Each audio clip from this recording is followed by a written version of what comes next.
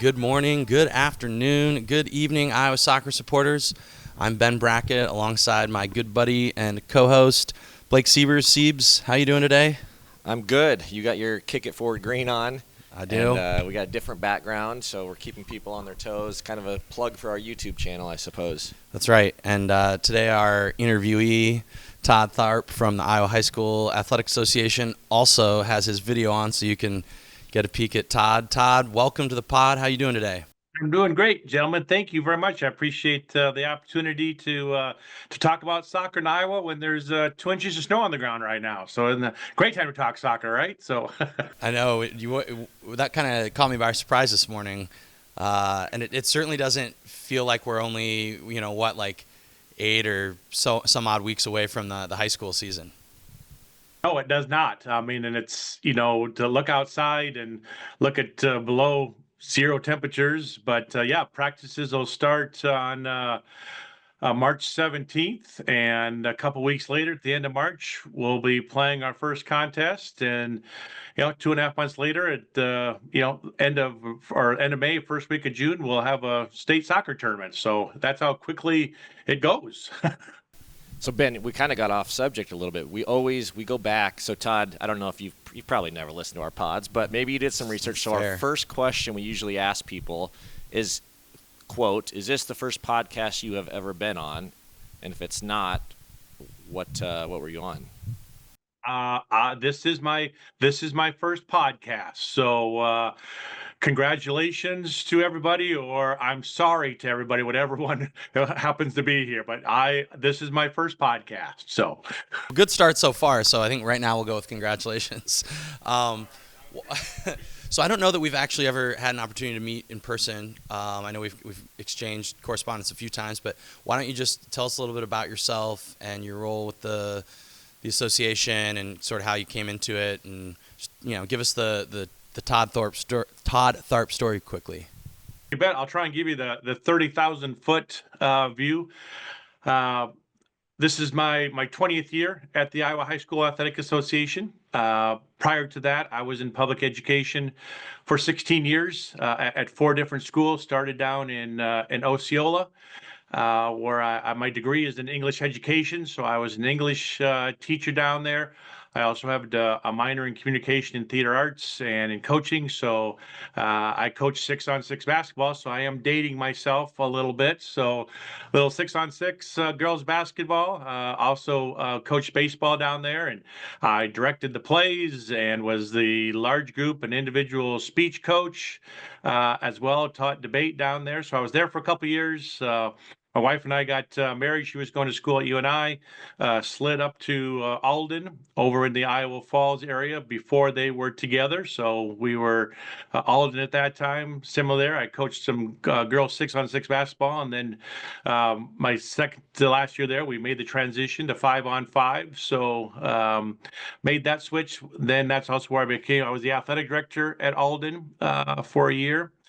And then we had our first child, wanted to get back. My wife and I are both from Marion, Iowa, by Cedar Rapids. So wanted the grandparents to be a little bit closer to help us out some with my schedule. So we moved over to Strawberry Point in the Starmont Community School District, where I was AD and English teacher there for 6 years. And then from there, drug my family all the way back over to Lamar's. So I always joke that if you look on Highway 3, you'll still see the skid marks from my wife dragging the car all the way 3 hours from Strawberry Point to Lamar's to get to move over there. The goal was actually to move then back to the Cedar Rapids, Marion area, maybe be a full-time athletic director back there with the family. But in 2005, this position opened up and was gracious enough to be able to get an interview and get hired. And from there, like I said, I've overseen, been the administrators for the sports of football. I've also overseen bowling from the boys' standpoint, also swimming.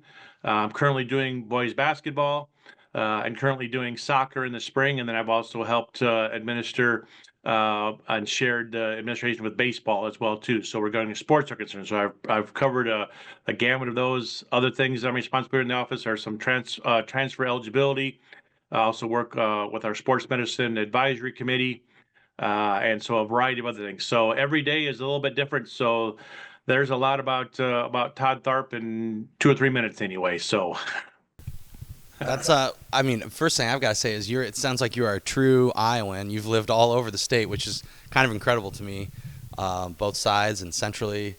And then you've been in this, the high school sports for, I mean, that's pretty cool. It's you're doing doing the work for a lot of people.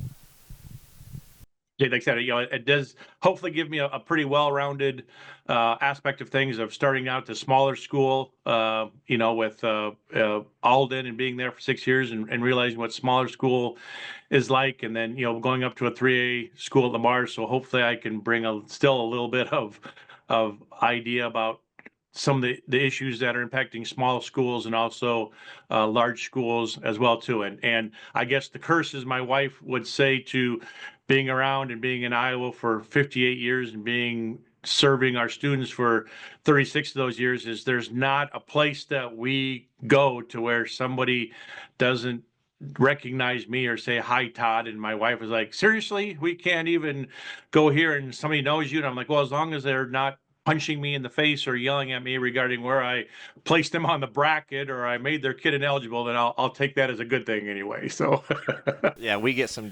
Sometimes people say different things to us when they see us. So take it and run with it while you can. So specific to soccer, you've obviously been involved here, high school soccer, for a number of years. I'm curious how it has changed, evolved over your time overseeing the sport. And I'm curious, did you do it? Were you overseeing it back when it was like a fall sport?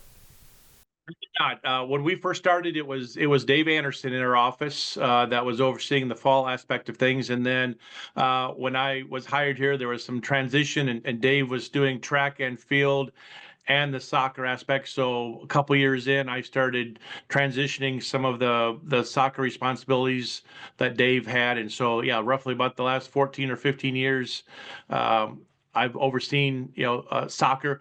I guess probably the main thing that I have seen is the unbelievable the at all levels, the skill level on the talent level of our soccer players in Iowa. I mean, it's not just going around there and kicking the ball around and seeing if we can score a goal. I mean, these kids are so talented with their ability, their ball handling skills, their dribbling, their abilities, to pinpoint and to stop the ball, and our goalies, phenomenal of stopping the thing. So just the skill level at all levels in our 4A, schools, incredible amount of talent there that they have, and our coaches at all levels, we're not, I don't think it's anymore to where we're maybe early on we were just trying to find somebody to fill in the spot there and hey, just kick the ball around and we'll call it soccer, to where I think even the coaches now were, at the smaller levels, we're hiring them with great soccer skills and talents.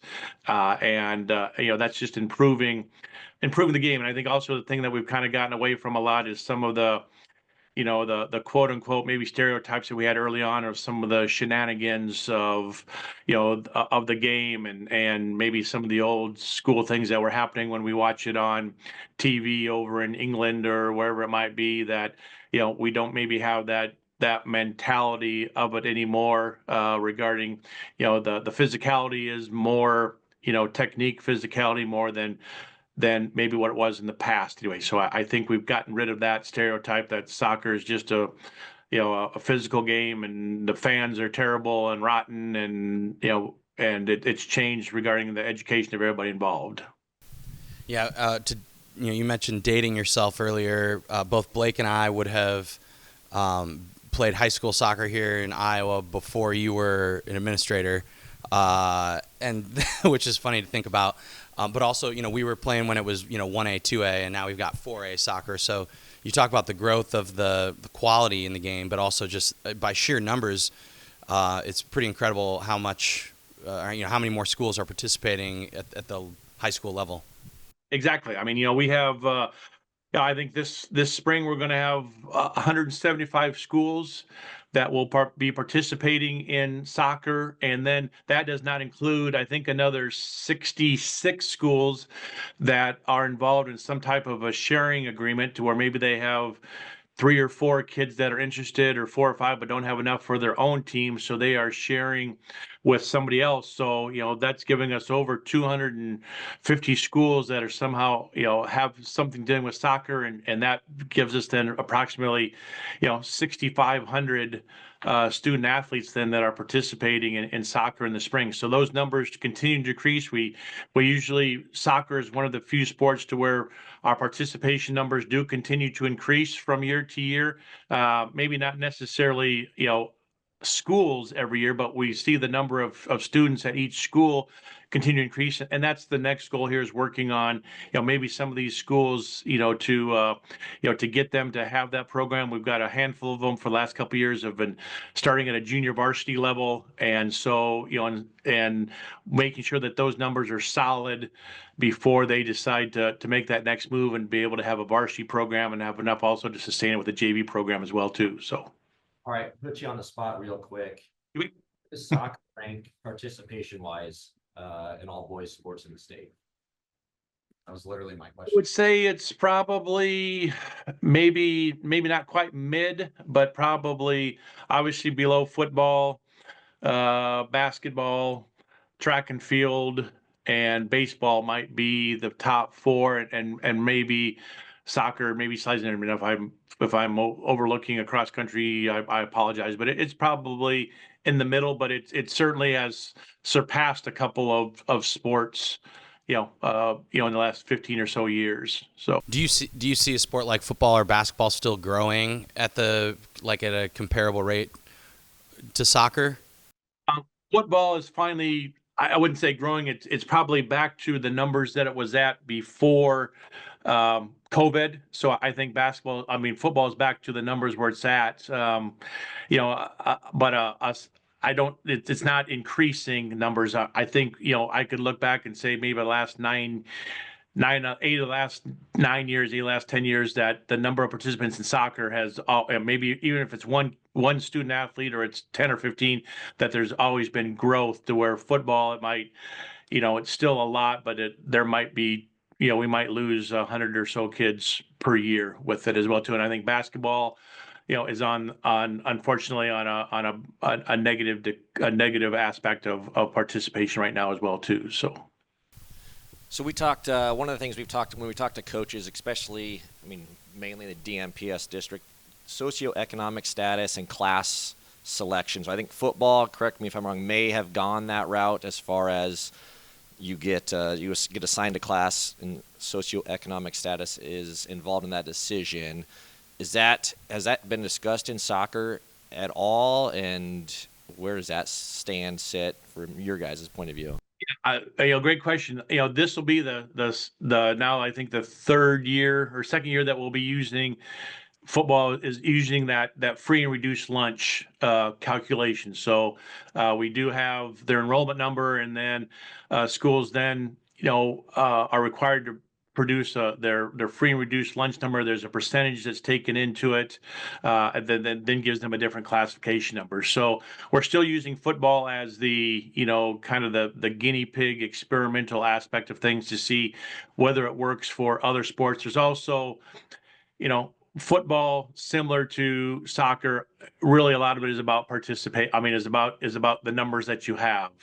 Even more maybe with football, with the physicality, and you're constantly in contacting somebody every down for the most part. That having some of that depth is a little bit a higher priority in football than maybe it is in cross country or tennis for the most part, or golf. But right now, we're not quite ready to look at other sports yet regarding how that number looks. But eventually, if we see success here, that some of these schools that have dropped down a class in football because of enrollment and because of free reduced, if we see that that's had significant impact on their numbers and their definition of success, that it might be the next thing to look at regarding other sports. And soccer would certainly be one of those, because that's the other sport where the largest number that you need to have in order to, put somebody out there on the field is having 11. So we love a good segue, and just talking about the depth of teams and the amount of games kids are playing and stuff. Maybe that's a good transition into some of the new rules for 2025 that we're going to see in high school soccer. The big one, or at least the one that we've been hearing the most about in the past few days, because this was just announced maybe beginning of the week this week. And for context, that's January 20th, 21st, 22nd-ish here. But so we've gotten rid of overtime and penalty shootouts for regular season games. I'll go ahead and just say I'm personally for it. I think you'll hear a lot of coaches that are happy because it's maybe, they're just slightly, they're not going to wear their kids out as much. They're maybe not getting home as late from an away game. And then it also, it kind of adds, to me, it adds another really unique aspect to the game, that there's the ability to tie. So, you could have a lower seeded team really, fight it out, and then they don't necessarily have to lose in overtime or penalties. They've gained a result. So anyway, I don't know, Blake, what do you think? Well, so I'm opposite. I love shootouts. To me, you could just go straight to a shootout in the game and a tie, and have a winner, have a loser. But yeah, I guess just talk about how that how that rule got brought up, discussed, changed, or ultimately how it got changed. Yeah, like what's the process? Yeah, what's the process like? Thank you, and that's kind of where I was going to go. Back to, obviously, two different organizations. So each of the different sports, whatever it might be, has an advisory committee. So soccer has an advisory committee. It's made up of 5 members. And then somebody from the Iowa referee committee. So we have an official on there. We try and get a representative from each classification, and also try and get representation from each part of the state. So it all starts with them grassroots. So they meet, we meet usually in mid-September, and work with the Iowa Soccer Coaches Association for feedback and things that they have gotten through their committees, for different groups too. So that that committee meets in September, and they might have some ideas or maybe some things that have been sent to me too. And the idea of overtimes has actually kind of been something that has been an agenda item for the last couple of years for the most part. And I think, if I don't have the exact year, and I apologize, but even when I was early on, games did end in draws. And then we switched it back when we went to that point total of how we seeded the teams in the state tournament. So you beat a 4A school, you got 4 points. You beat a 3A, you got 3, and then that's how then teams were seeded and put in the brackets. With the last year, we had a rankings committee, and so the idea of maybe needing to do the overtimes wasn't maybe necessarily as significant as it was before. But anyway, so the advisory committee, we had a bunch of recommendations that went through this year. Some of them we thought maybe needed to be both boys and girls. Some of them maybe could just be boys. So we thought maybe these, that there were 4 of them that needed to need to go through our joint advisory and be approved by both boards, so that they were similar, for a variety of reasons maybe we can talk about a little bit later. But so it went to our advisory committee, and then they made these recommendations, and then it has to go then to a joint board made up of board members from the girls union and the boys and the girls union. And then if they approve those recommendations, then they push them back then to each particular board. So then our board met in December after the joint board approved these. So our board approved these in December. The girls board approved them at their meeting in January. And then that's where you saw the release come out, just on Monday. So even though it was a process that started back in August, sometimes the wheels, grind very slowly to get things, done and happen. But that's how this did occur with that one. And so yeah, overtime was a big one regarding a major change is concerned. And both of you have appropriate. And that's kind of the feedback that we've gotten. A majority of the coaches are, have liked the idea of not having the overtime, just because of the shortness of the season sometimes for a kid getting in shape, the opportunity for what could happen with all of those, even though we do play the golden goal, but still that extra time in there with it, and our kids knowing that it's just 40 minutes, and if it ends in a draw, it ends in a draw. But like I said, the idea of it going into golden goal and going into PKs, we sometimes know that how the strategy works, that coaches might be really aggressive in that first 5 or 6 minutes of that first overtime, and if nobody scores there, then maybe we have, quote unquote, a little bit of maybe just some passing the ball, because at that time nobody wants to give up that goal. And then in PKs, it comes down to, I mean, it's PKs, and sometimes it's just tough to get beat 4-3 or 8-7 in PKs from there. So it is great debate with it, but again, the advisory committee was supportive of the overtime, and that's where we moved forward with it. So. Well, the reality is everybody's playing by the same rules, so there's that part. I think that's, you can complain all you want, but it's not like anybody has to do it differently. And then when you talk about, to me that's a little bit of a, I don't want to not touch on some of these other rule changes, but you talked about making the decision in conjunction with the girls' union. I think that's great. I think, is that something you guys are looking to do more? Is that something, it just doesn't seem like that's necessarily happened in the past. But then we may not know that. We may just be not observing as closely as we should. Yeah, we try to, if there's something big that's going to happen, because, to make it be consistent between the two organizations, just because, again, a lot of our officials are doing they're doing a girl-boy varsity doubleheader. So, maybe in the larger schools, they're able to play a JV varsity boys, and maybe the girls are playing the other side. But yeah, I'd say 90% of it's a girl boy. So, to help our officials out to, say, all right, I'm trying to remember, are we, is it overtime for girls and not overtime for boys, or is it the other way around, or how are we doing things to help them out? Because again, there are still, also with the officiating aspect, there are so many rules that are different from each level as well too, that they're trying to keep track of. So we thought if we could make this clean between the two of us, that's one thing to help out. And that's one thing too, from the officiating standpoint, is I understand they're contracted to work a contest, but there's a difference between, just having a regular season game ending that is going to end maybe in 2 40-minute halves and halftime, compared to, you get 2 varsity games, maybe they both go to overtime and they both go to PKs. That could certainly add another 45 minutes to an hour to that time. And we've got some areas, that it's difficult to find officials where we're only able to use a diagonal system with 2 officials, and it's hard enough to get 2 there.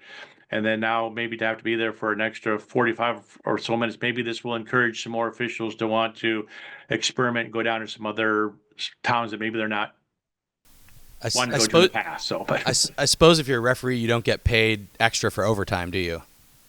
that is correct. You get paid a contract fee. We always jokingly say that to officials, is like, remember, I'm paying you for 2 40-minute halves and 10. Anything you do after that, you're deducting yourself from your pay. So we used to call overtime free soccer, and in that situation, that's absolutely, that is true. Free baseball, free soccer, free whatever it might be. Correct. Yeah. So like, I just wanted to quick, while we were on this sort of thread of working with because I want to talk about some of these other rule changes, but while we're talking about the girls boys thing and doing things the same, what about the state tournament? I think that we love the state tournament more than anything, and we've really enjoyed the last few years where it's been all at county. We can just we're able to see the boys on one day, the girls on another day. So selfishly, we're just trying to figure out how we can be in 2 places at once, or go back and forth this spring. But just talk a little bit about how those decisions have come around, and then maybe if there's any conversation and bringing it back together at some point, and then just to add one more layer to it, how's the boys tournament actually going to logistically work? Yeah, no, great questions. County had been a great host for us. I mean, obviously, the year that I got here was the last year we were at Muscatine. And I think a similar theme with Muscatine to County was that, I don't want to say we outgrew the facility, but I think, we kind of did there with, and I understand it was awesome to have, that first day of quarterfinals and having, 4 matches going on in 4 different fields and then the semifinals and even when we first started county, it was 8 teams, but it was a 2-day tournament. And you had to turn around and play a semifinal in the morning and come back and play a final, that night for the most part. But, there were some things, logistically at county that we had been working with them, talking to them about and understanding what their reasons for and ours. But there was some, the closeness of the fans onto the field, and and I guess that was a good thing, is that our our attendance numbers at state soccer have continued to increase, which is awesome, because again, it's a sport that's occurring, after the school year is out, where these kids could be doing a lot of things, but they're still coming to soccer matches and the parents. So, we were getting more participation. The kids were and fans were creeping up closer and closer to the touch areas, and they were coming across, and there was really no type of a barrier. We also had concerns with, weather and, a place for a permanent structure for people to be able to kind of go to if we did have severe weather aspects of things. And then, the concern, that we had with traffic going in and out. I mean, we used to have an entrance in and an entrance out, and then, the railroad blocked that entrance or that exit going out. And then if you did happen to get a train that was going across, and your game time was there, you might be sitting behind a train for a while. So there were some facility situations as well too that they understood, that that were just things that we wanted to have, but for them that just didn't make sense for them to do those things. And then we were able then to get MediaCom Stadium on Drake University. We have a great relationship with Drake regarding our straight track meet there, and the Drake relays, where we have schools there, and so visiting with them and DMPS about Drake having soccer back on their campus, toured their facility. I mean, it's a great soccer facility. It's a football field, but it's also made for soccer. So we looked into that, visited about things, and decided that was a place to go, to have the best event venue that we could for our student athletes. That's always what our goal is to make it as memorable as we can for them. And so we're able to, to get the semifinals and the finals there last year. This year, like I said, we're not going back to county at all. We will have semifinals and finals. We'll be at MediaCom. And then the quarterfinals, which is probably where you're really, the main question here is that we're going to, those are going to be held regionally around the state. So on that Monday of the quarterfinals, so again, this probably put more of a pinch on you guys. You're going, seriously, Todd? You're making it even worse on me. But those quarterfinal round games that you would be able to have there and have your little setup and have the schools come over and interview you afterwards are now going to be, around the state. There might be, might be one in Sioux City, might be one in Trainer, might be one in Cedar Falls, might be one in the Quad Cities, might be one in, in the Cedar Falls or in the Des Moines area.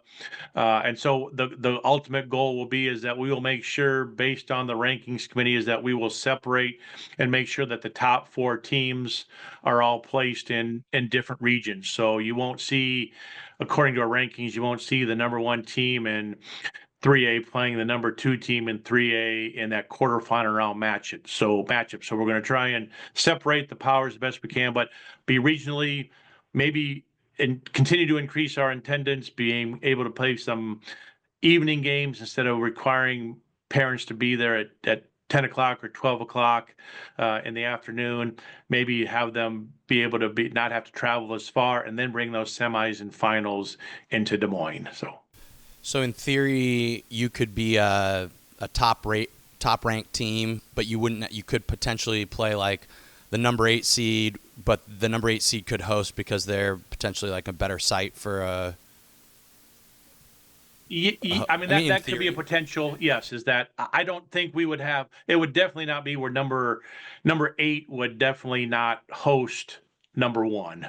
Sure. So I mean, the higher seeded team will certainly provide them the first opportunity, to host, if their facilities meet the standards. So, but no, we would. I mean, in just an example in the Des Moines area, if it was number 8, Ankeny, and number 2 Valley, Ankeny would not get to host that contest. So the higher seed teams will certainly, be our first priority. And I've, we've been visiting with those schools throughout the year here. It might be double headers at spots, might be single games at spots, just depending on how it all works out. And then again, we'll bring them into Des Moines for the semifinals. And so that'll be on Wednesday, Thursday, and Friday. So there will be 3A and 4A semifinals will be on that Wednesday. 1A and 2A semifinals will be on that Thursday, and then all 4 classes then will have their championship games on that Friday for the first year anyway. And then we'll look at see if we can maybe give everybody a break and give them at least a day off. There will be obviously some schools are going to have to play back-to-back days, which we know is not ideal, but maybe eventually we can get another day in between. So at least everybody will have a day between their semifinal and final contest. Okay, last little one on this. So the regional quarterfinals, like 1A, 2A, 3A, 4A, they'll all host their own game in theory, right? It won't be 4A hosting a couple 1A teams as well. Or it could happen that way. But yes, I mean, there is the potential, depending on where it's at, that it could be a doubleheader, could be a 1A and a 4A game together, could be 2A games together. So it all depends on, where those, who those schools are and the facilities. I mean, obviously that time the facilities are important. The coaches want to make sure that we are playing on a proper width of the field. So that becomes even more important in those, quarterfinal round games. So yeah, it's a little bit of, putting some puzzle pieces together. Yes. Is that going to be your scheduling nightmare? That'll be me. Yes, sir. Well, you guys are available on that day to come help me out, right? So that right on. So we went up to Boone last fall. Yeah.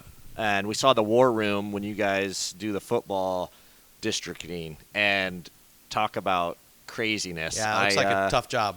Yeah, that's where you'll be. I'm assuming you'll get the war room, pull out the maps, and start putting the pins in. And right now, yes. I mean, that's where I'm at right now for basketball. I mean, I spend 80% of my day here in basketball right now with 4 different classes and, all 370 schools and trying to place them on the map and then looking at rankings and where to put those teams at. And then, also looking at, how to properly make sure that we get those seats. So yeah, there'll be the same thing for soccer. We've got 4 maps we use. We put the 36 4As up, the 43 A's, the 48 2As, and the rest of the 1A schools. We put them all on a map there with magnets. And then as the season goes through, we use our rankings committee to determine those teams. And again, and try and do our best to, get the top 8 ranked teams to Des Moines and then separating the other schools and then, making sure that we don't load one district or up more than another and try and have them be balanced throughout so that,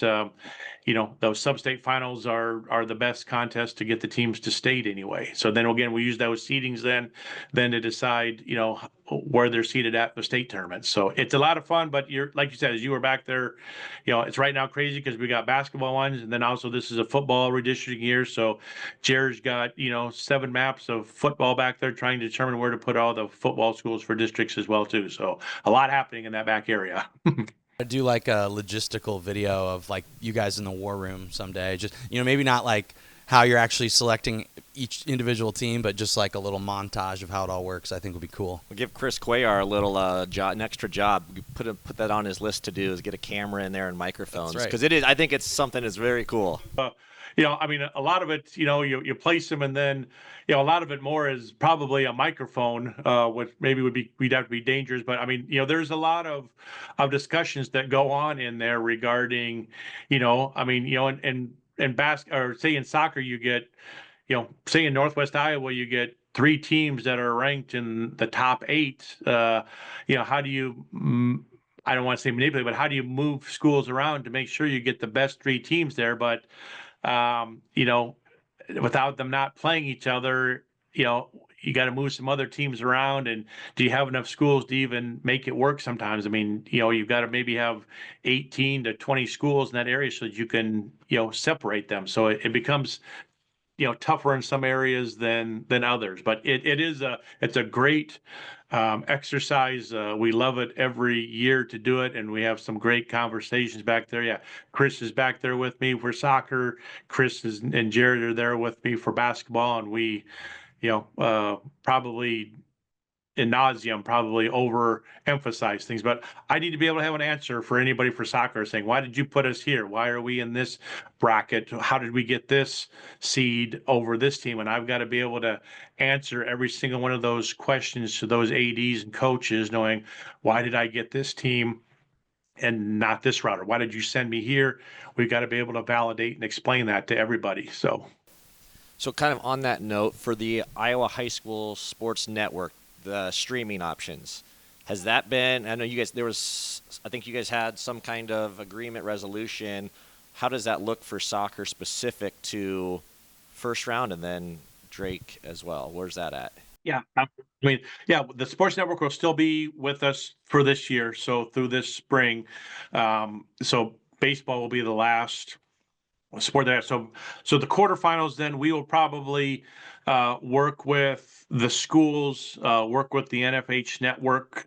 So those first round games in the quarterfinals,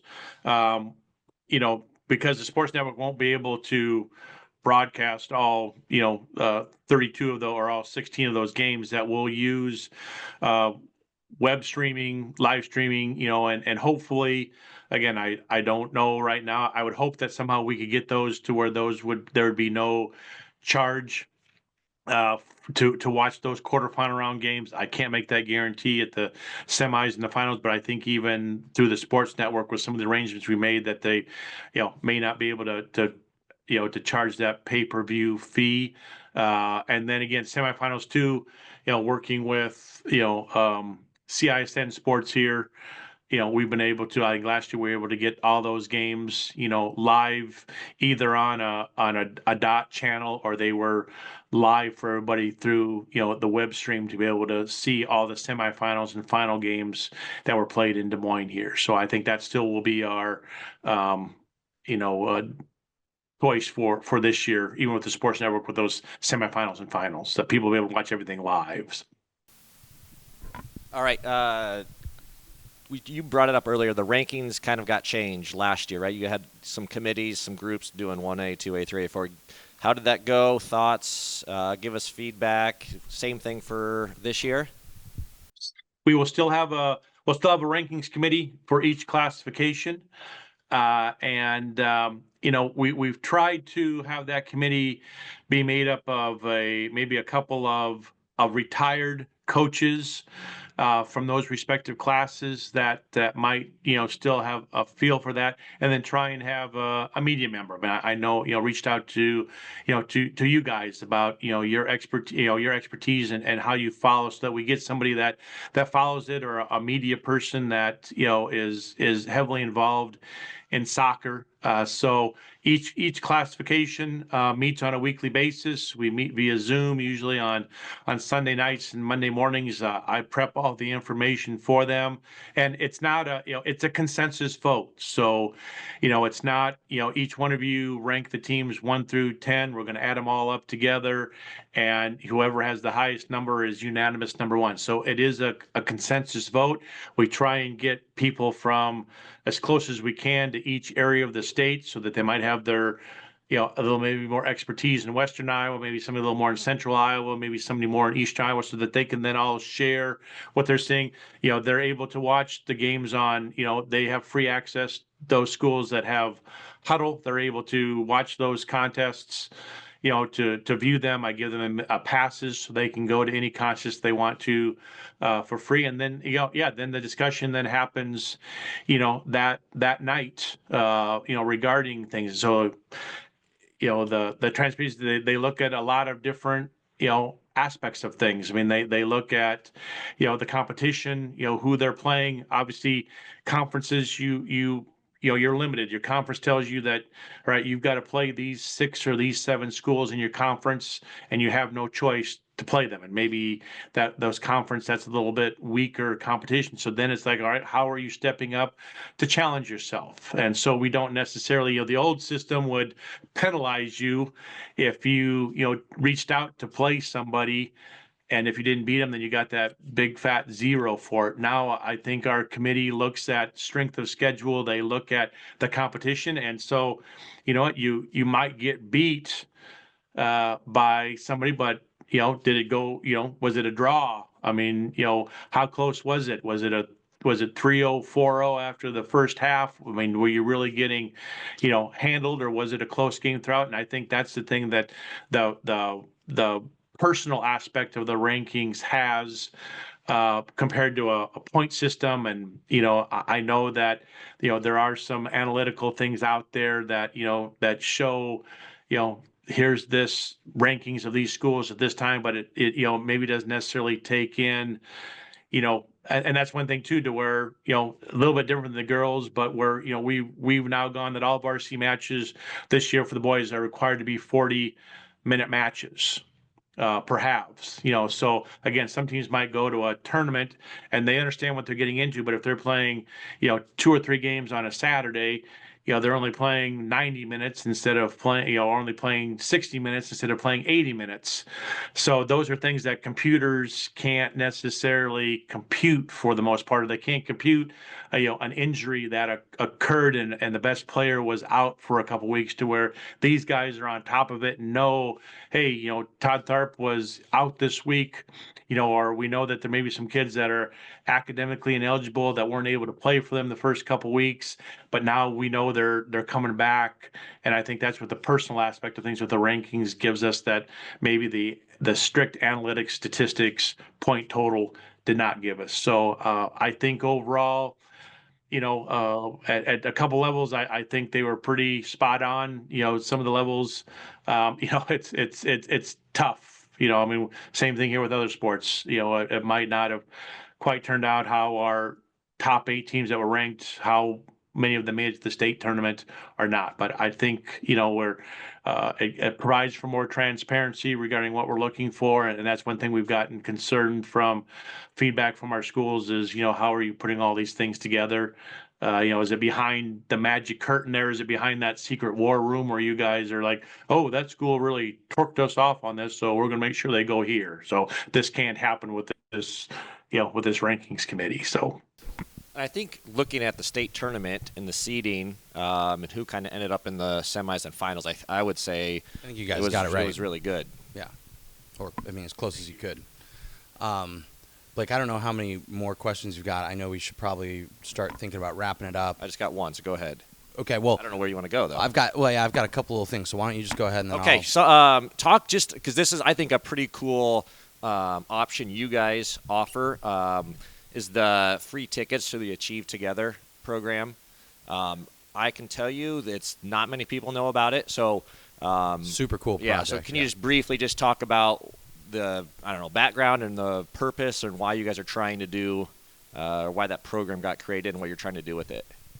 So it used to be part of, of the Hall of Pride that we had, and it was part of kind of Musco's contribution to the Hall of Pride, to where any student in the state of Iowa, if they went to the Hall of Pride, got free admission. And then when we had to unfortunately close those doors, then we still had some of that money left with Musco and what they wanted to do. So part then was a give back to our schools. So if there's an opportunity to where we can then get, some junior highs to be able to come to Cedar Falls for football, or come to Des Moines for soccer or basketball, all they have to do is reach out to Chad Ellsbury in our office, about, hey, and he'll be sending some stuff out here regarding, basketball, wrestling, maybe not quite the opportunities because we're usually a little bit more, particularly then on championship night of it being, quote unquote, a sold out arena, but to be able to come to some earlier rounds, and same thing with soccer,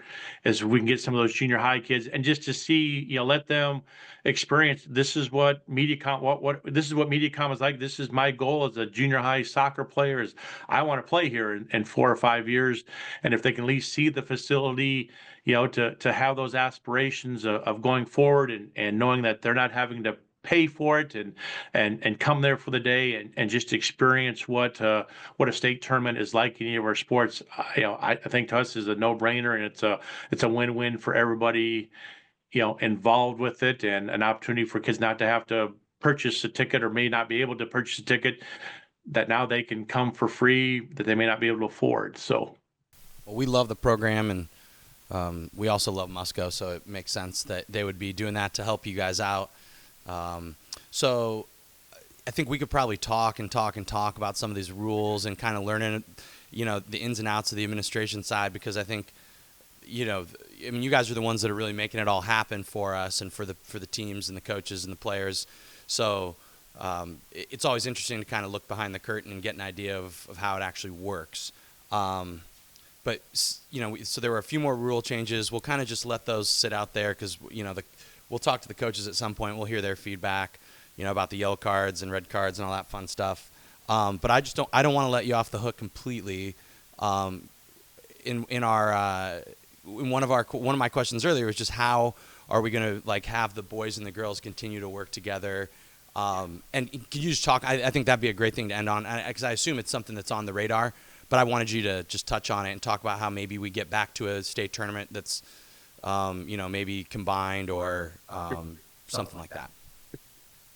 Yeah, and I didn't mean to pass over that. You're right. I just wasn't going to let you get out of here. The rule aspect of things, maybe, but regarding the logistics aspect of things, a different aspect of things, and that's the beauty of the two different organizations, is that we do see things maybe a little bit differently in aspects of things. And I was upfront and communicated with them what our plans were last year. It was our last year was the last year of our contract with county for both the boys and the girls, and shared with them that we were reaching out to MediaCom to go there for the semifinals and the finals, and that the next year we were probably going to do the regional format. And I know we worked together for a couple years, 3 or 4 years where we were all there together, and it was every other day. And then there were 7 championship games held on that Saturday. Again, I can't speak for the girls regarding their decision to move. We'll ask Gary too. We'll ask Gary Ross. Question for Gary, is why are they, this year we're still on the same week, but then starting next year, why did they decide to go a week later, back to where we were 4 or 5 years ago? So I'm sure they have some analytics and some data, whether that was feedback from the coaches about, needing more time or wanting more time, between the two, of why they went that week. But unfortunately, from your guys' standpoint of trying to cover boys and girls, and having everything be at the same date, I don't know if I see it coming back here. I don't know how long their contract is there at Iowa State, but I'm sure it's at least 3 or so years where they're going to be at Iowa State for those contests. So regarding having it all together, I'm sure they have their logistic and their reasons and rationale of wanting to get away from county and wanting to, and go back to their original schedule. How long's the contract for the boys at MediaCom? Last year was an addendum year, so I think this year then starts 25, 26, 27, then is our 3 years at MediaCom. And then after that, obviously negotiations regarding, next steps there with things. But the feedback we got from administrators and coaches, and we do postseason surveys. So everything came back very positive regarding the use of MediaCom and the use of the stadium there, and having locker rooms for the kids to be able to go into, having officials separate rooms, and I mean, it's a venue that's built. I mean, you're up in that top row, sitting way in the back by the press box, and you feel like you're still right on top of the action there, and it's a great view, for them. So, and like I said, and it's obviously beneficial for our administrators. Anything where you've got kids that are back behind, or fans that are back behind a wall where they have to jump over something instead of just being, right there. And like I said, those are good things that we've got the growth that we do have it. And this was part of that growth, was being able to have our section still be having to see an enjoyable contest, but maybe not being quite so much on the field for the most part. So I love the venue. Yeah, I thought the venue was great. I was going to say the same thing. So there are no complaints on our end. We just wish there was more time in the day, I guess, or more fields at Drake potentially. All right, so the last one I got. What's your favorite part of high school soccer? What during the spring or build up to it? What keeps you excited? What makes you say, "Hey, I'm gonna go into the office and work on this"? What's your why do you love high school soccer?